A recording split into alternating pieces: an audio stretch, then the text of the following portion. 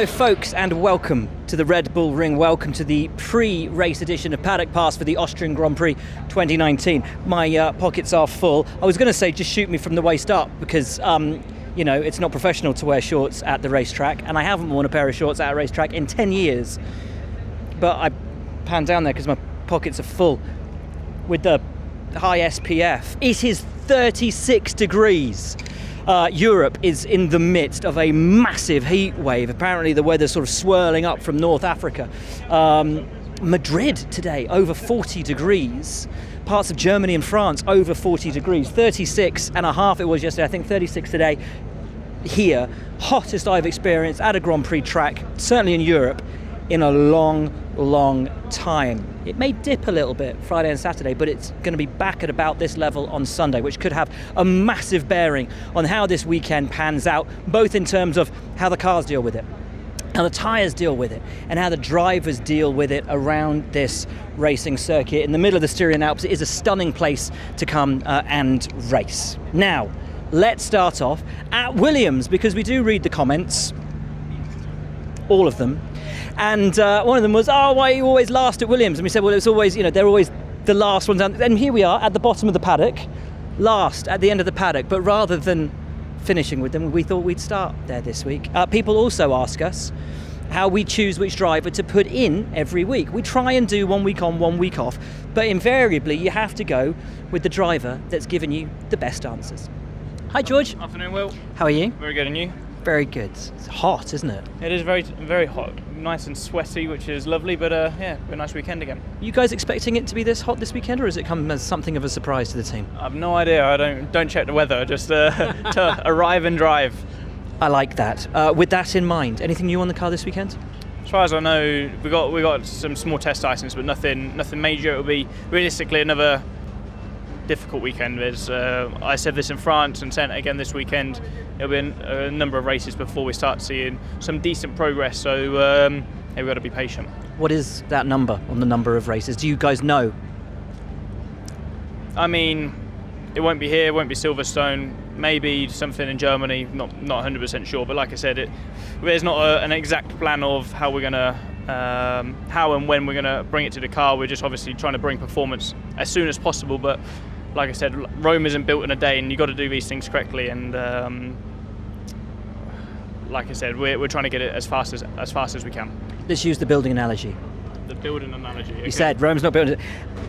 Is it fair to say the foundations are there to build on? Yeah, absolutely. I think the fact is, probably in 2017, Williams had a decent car, but they struggled to put downforce on it because the fact was the foundations weren't there to put the downforce onto the car. So sort of the middle end of last year, you sort of had to strip everything back and start from fresh again and put those foundations in place, and they took a long time to settle down, and you know, you're talking probably 6, 7, 8 month process just to get the foundations there. And now, you know, we are seeing good steps.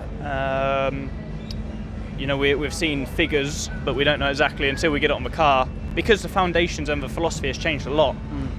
We know what those figures were worth in the sort of the old philosophy, but until we really put updates or things on the car, we don't know. But the fact is, we are making progress, and I hope sooner rather than later we'll be able to see bigger strides than we have made for the first half of the year. So as a driver in the build process, how actively are you involved? Are you working with the architects on how the house is gonna be, like in terms of bricks and mortar, or is it very much like when you move into a new build house, you only get to choose what the kitchen looks like and what carpets you're gonna have?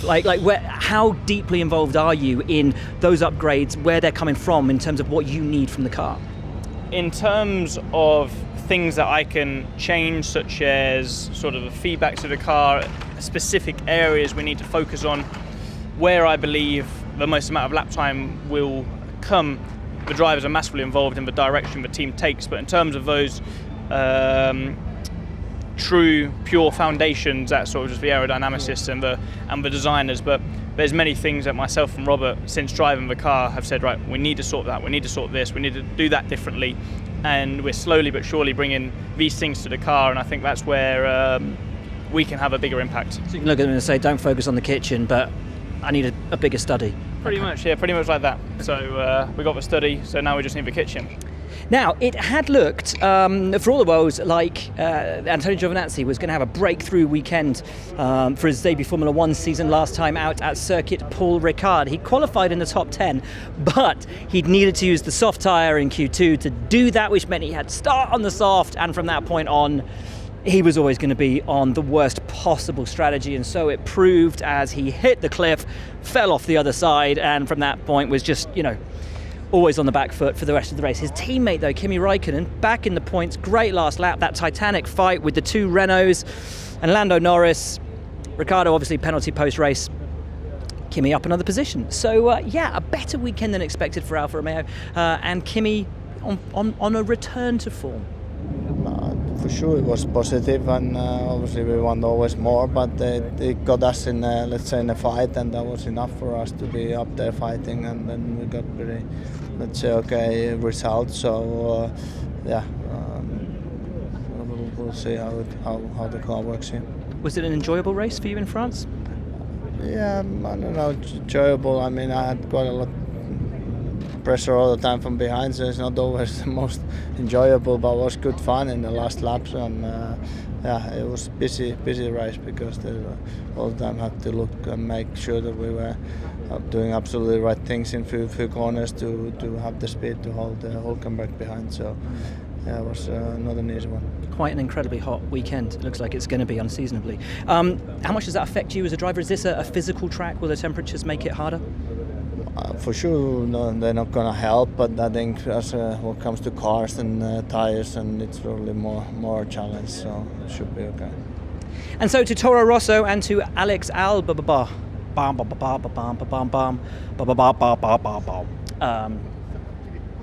Blue Moon.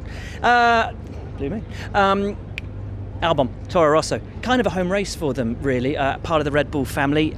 Last time out, 3 drivers in that Red Bull family had a Honda power unit upgrade. Alex was the one who didn't, does this weekend, therefore has an engine penalty. Starting from the pit lane, so not the greatest way to start your home Grand Prix, but we'll see. But didn't work out too badly last time you started from the pit lane. Exactly. If you look at starting from the pit lane compared to starting P20, it's optimistic. We can do something quite well there, but we'll see. I think maybe we don't have the pace advantage we had in China, but we've got 3 DRS zones here, so overtaking should be possible. What does it allow you? What's the difference starting from the pit lane as opposed to starting from 20th? To be honest, it's not actually that much, because in the end they release you as soon as the last car goes past the start finish line, so you gain maybe, I'd say, 6 seconds starting P20, but at the same point when you start from the pit lane you have your tyre blankets on, so your tyres are in a better window when you come out the pit lane. So there's a bit of a catch-22 there, because I think I remember Williams opted for Robert to start from the pit lane because of that very reason. And then I don't know. I hope Williams don't comment on that, but yeah, it's not that big, let's say. Okay, cool. So, I mean, realistic expectations for this weekend, new spec engine. What did you learn in France that's going to be applicable here with that? Well, there's definitely a difference, and it's more in the race than in qualifying, so that's always helps, and it could help us a little bit in that, let's say, questioning about where our race pace was in Paul Ricard, but still, every bit helps, and the main thing for us is that the midfield is so close. Any little difference really does help, and that upgrade definitely is more than welcome. Tough couple of weekends for Racing Point F1 team. Lance Stroll still can't get his qualifying worked out. I spoke to him earlier today, and he says there's nothing to get worried about and all of that. And he's kind of got a point, but at the same time, he's finishing races about where Perez is. So maybe he's, we were saying he's having great races and we're saying he's making great starts, but maybe that is only as a result of the fact that he's not living up to expectations in qualifying, and thus is able to fight back up to where their car's level is in the race. But that car's level is not where the team or its drivers expected it to be. So we're going to talk to Sergio Perez now about why exactly that is, and why so many teams, in fact, are struggling to really unlock the potential in the upgrades this season. I think we're trying to figure out bits and bits, try to pick up the best scenario of the new package. We are reverting sometimes, coming back. I think we found a little issue in the car last weekend that hopefully that can change a bit the balance, and we don't need much. It's only between 2 to 4 tenths the job that we need to make to all of a sudden be consistent in the points and be there, and then we can make the difference. Midfield is so tight that the driver can make the difference. It's not just you guys though. A lot of teams are really struggling with their upgrades this year. You look at Ferrari, a team with the most budget you could have in Formula One, are struggling to unlock an upgrade package. Yeah. What is it, do you think, that is creating such difficulties this year for everyone, top to bottom of the grid, to really unlock the potential of upgrades which in the tunnel and on CFD have shown to work, but you put them on the track and it's just not quite there? It's nothing new to other years, I think sometimes when you bring an upgrade and works, you're quite lucky. In a way, good work from the team. But then if you get a little detail wrong on track, then things can fall apart very easily. Also, tires are very sensitive to it.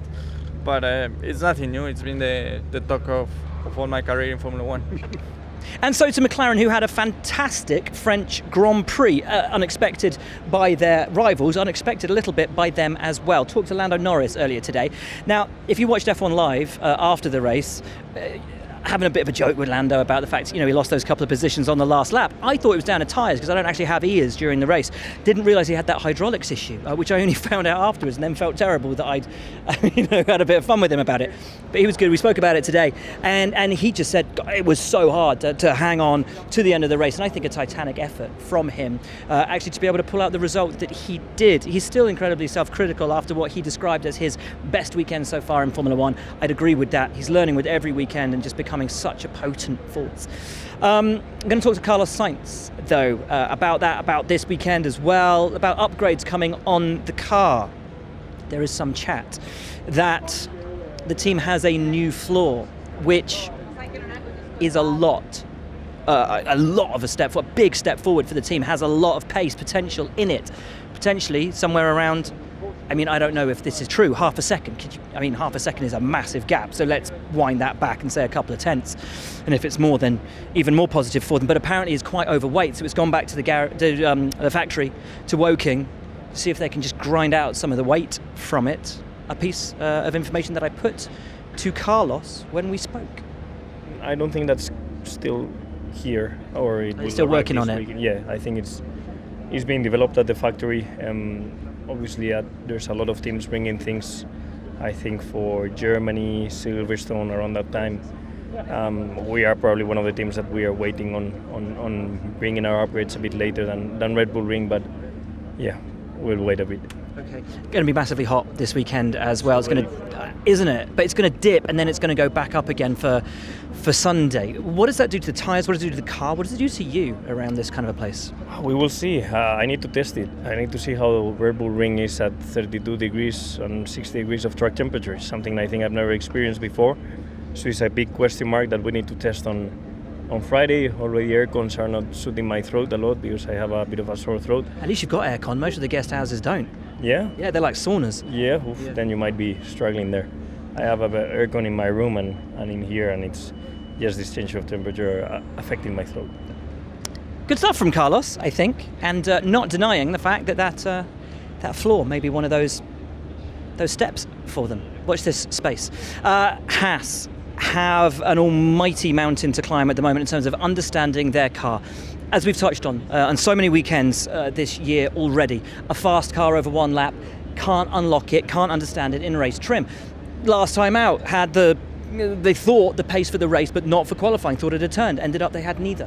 How? Why is this happening at Haas? A young team facing perhaps its most difficult dilemma in its still very, very, very young Formula One history.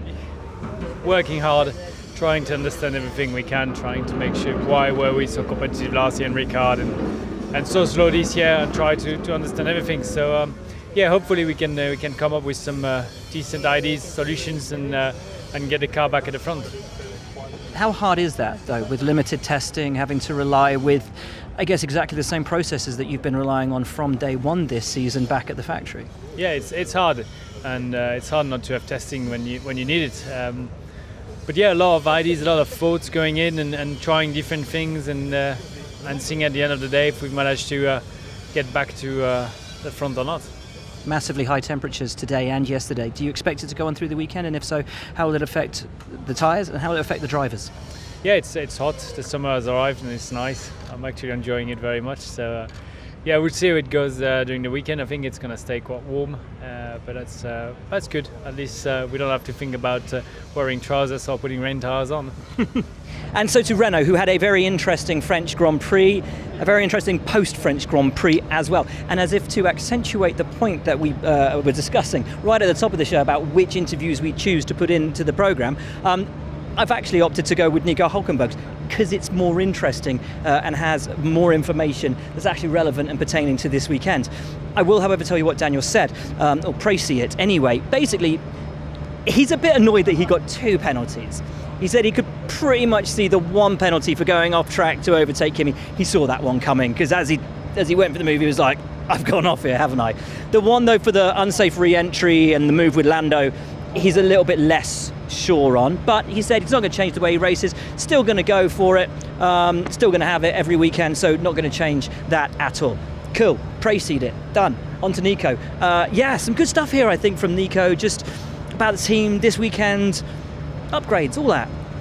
There is always stuff when you put things on, the week after you go through things. I think some things were good, some things were not as good as they were supposed to be, so there's more work in progress going on in the background, trying to extract more performance from them. But on balance, quali was a bit of a surprise maybe in terms of lacking a little bit of pace, but the race pace I felt was pretty strong again. And it looked like you had an exciting one, certainly towards the end. Yeah, the last lap was still dynamic and interesting. Very close battling there. So yeah, it was good to get some more points on the board. Why is it that it so often comes down to the last lap? I guess it's just a matter of, obviously, it was Lando digging off at the front with tires and with his car issues, and just that all, I don't know, that dynamic seemed to come together. But I guess usually it is because, as we push the tires on through the race, they lose grip, and then at the end it gets really tricky for us to drive and then keep it together, and then often these things happen just right at the end because, the tires just don't hang on anymore. Now, the other reason we didn't roll Ricciardo's interview was because he spent actually probably half of it talking about his love of schnitzel and of pumpkin seed oil, that is a local delicacy from this area that he grew very used to with his time at Red Bull Racing, who we're going to talk to now. It is, of course, their home Grand Prix. For Max Verstappen, a home Grand Prix, not least because of the Red Bull fans and Red Bull's home race, but also because until Zandvoort comes back on the calendar shortly, which we're all looking forward to, these grandstands bedecked in orange, the rabid and loud Dutch fans going nutty for him here, and it's always great to see. Now, during the week, Helmut Marko had said that he wants Honda to take bigger risks in their engine development moving forward. It's interesting because what he wants to see is the potential for grid penalties having to come in, because he knows that Max can make up those positions and give exciting races, and that was the quote out of Helmut. Increasingly, Helmut's quotes aren't mentioning Pierre, and that's just adding to this rolling narrative of is Pierre's seat in trouble. Franz Tost at Toro Rosso this week saying that Danik Fiat's potential return to Red Bull would be no bad thing for Red Bull Racing. It shouldn't be an embarrassment for them because Danny is performing at a level far higher than he ever has done. This week in Formula 2, in the paddock up there, Patricio O'Ward, the young Mexican, who I think is driving on an American license for some reason, you know how these things work, is making his F2 debut, late call-up there. He's had an amazing season in IndyCar. I think he's a hugely talented young man. I met him at the Race of Champions earlier this year. Really seriously impressive. And Red Bull signed him up as a young driver earlier this year. Meanwhile, the guy that we thought was Red Bull's sort of favourite for the future, Dan Ticktum, apparently is out of his seat in Super Formula and may even be replaced for some races there by Patricio O'Ward. So already those machinations, the changes, that we see at Red Bull with their driver roster and that ladder to a seat at the top team starting to come into play. We're going to talk to Max though about this race, a little bit about Pierre as well, and some really interesting answers, I think, from the guy on the eve of what is his home race. We definitely need to improve a bit more from the car. I think there's just some areas where I think we can do a better job. And then also, from the engine, clearly we are lacking a little bit of top speed. But it's also not a shock or a surprise to us. We knew that it was like this. And I think also then Mercedes and Ferrari, they definitely took big steps with the engine again this year. And maybe that was a little bit of a surprise to us that it would be that much. But we keep pushing hard, and I'm sure they are on top of it. They're pushing flat out. So hopefully soon we'll get something. Getting to that part of the season where it's silly season chat and comes maybe a little bit early this year, not about you, about your teammate. Can you see a situation in which there's a driver switch around at Red Bull if results on the other side of the garage don't start to turn around? I don't think so. I mean, first of all, Pierre is a great guy, and I know it's at the moment a bit tough for him, but everybody in the team is supporting him and trying to work out where they can help him out and feel more comfortable in the car. So that's what they're doing right now, and I'm also confident that he will step up his performance very soon.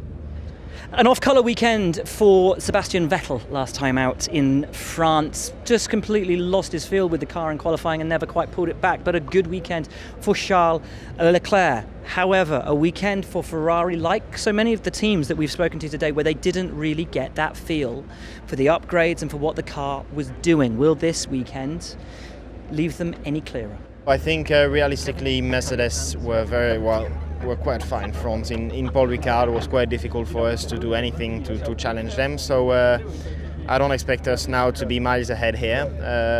We might be closer. Whether we'll be in front or not, I don't know. But I still think they are favourite coming here. So we'll give it everything. It's one of my favourite tracks, so hopefully it can help us a little bit, and hopefully a good lap in qualifying and then a good race. You came very close to second place last time out. Over the last couple of years, we've seen quite a few races in which, if there'd been just one lap more, a couple of positions, particularly up the top of the order, might have changed. Why does it come down to the last lap so often? Well, this I don't know, but one thing is for sure is I think my second stint was managed very, very well. Then obviously, if you look in the past, I guess it's more of a coincidence, because in this at least the last race, I think the race was managed very, very well, and I could not push one lap earlier because overall the tires were quite dead also arriving in the last lap, and one or two laps more would have been difficult to do. But seeing also the state of Valtteri's tires, maybe one or two laps will have helped. But anyway, I think we managed it pretty well. We did not expect, to be honest, Valtteri to drop off that much towards the end of the race. If we knew, we would have done something better, but we didn't know, so we did right. Isn't that crazy? Did you spend time sitting at home in the days after the race? I mean, I know we've not had many between these two races, but looking at it thinking, if I just maybe pushed a bit earlier, would it have come? Could I have got? Or can you not allow yourself to think about those things? No, because we didn't know how much they were struggling. Obviously, sometimes a driver tells on the radio, I'm struggling with blistering, but then 3 laps later, he purple all around. So we thought, or I thought at least in the car, that they were managing the tires for the fastest lap towards the end, but at the end, we finally find out that they were actually struggling. So quite difficult for us to know that, and I think we did everything right there. Finally, I know you had some upgrades on the car in Ricard, which it's been said in the days leading up to this, you didn't quite get a feel for them there. What will the difference be this weekend? So we brought some new parts that not all of them worked in Paul Ricard. Here we are bringing some new parts which are not for performance, so we won't gain anything from them, but I think which will help us to understand why the ones of Paul Ricard didn't work. So it's going to be quite exciting, and if we get these answers, then hopefully we can find out what makes us go quicker. And so to finish, in a change of the order, not with Williams, but with Mercedes. It's 5 years, talking about Williams, since they had a front row start, and that was here in Austria. Felipe Massa on the front row, but it was Valtteri Bottas who finished on the podium that day. Link, let's speak to Valtteri. obviously Lewis has been tearing up race wins, record books, all of that, but as Toto Wolff said this week, Valtteri isn't far away from him and just needs to change a couple of things in his race management to be completely, on terms with the 5-time world champion. So let's speak to Valtteri, who at the moment is the driver that we think probably has the best chance of taking that fight to Lewis Hamilton for the 2019 Formula One World Championship. You haven't actually been beaten by your teammate when you've been in a Mercedes car around this track. So how good is it to come here at this point in the season for you now? For sure, it's it would be nice to get a good result, and obviously, in the past been good track for me, and obviously the challenge is to keep it that way. But obviously, there's every year you can always learn something new, find something new. So that's a good opportunity. So definitely look forward to it. What have you been working on over the last couple of races? Because I know there was a point where you converting those poles into wins was what you really wanted to work hard on. Has that been a continuation? Is that what you've been working on since?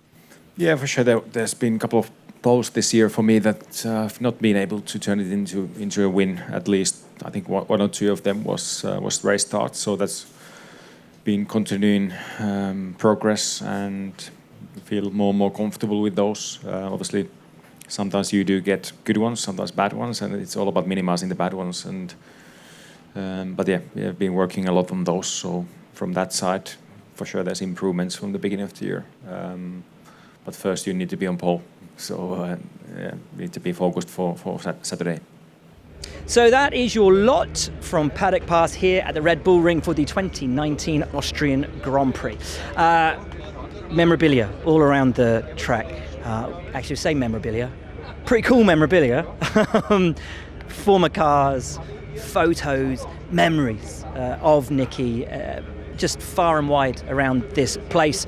A guy who loved Austria and whom Austria loved, absolutely loved.